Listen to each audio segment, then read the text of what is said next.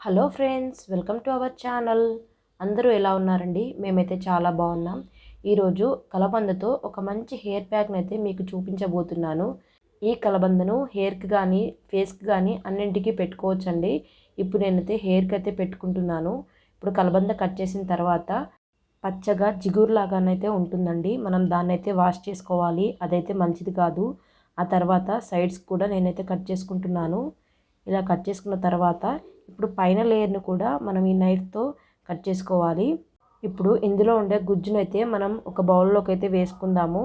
ఇలా అంటూ ఉంటే మనకైతే ఈజీగానే వస్తుంది.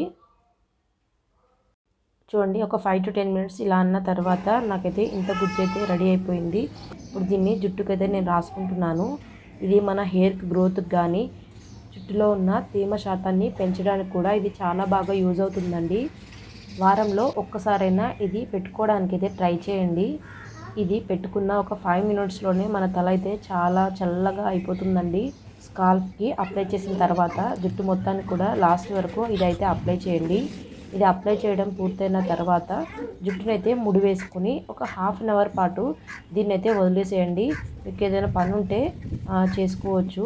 ఇది ఇలా ముడుచుకొని పెట్టుకుంటే సరిపోతుంది. ఇప్పుడు నాకైతే ఇంకా కొంచెం మిగిలిందండి. ఇప్పుడు దాన్నైతే నేనైతే ఫేస్కి అయితే అప్లై చేసుకుంటున్నాను. ఒక 1/2 hour ఉంచుకున్న తర్వాత మనం రెగ్యులర్గా ఏ షాంపూ అయితే యూజ్ చేస్తామో దాంతో హెయిర్ వాష్ అయితే చేసుకోండి. రిజల్ట్స్ అయితే చాలా బాగుంటాయి. ఈ వీడియో కనుక నచ్చినట్లయితే లైక్ చేసి సపోర్ట్ చేయండి. Thank you for watching. Bye.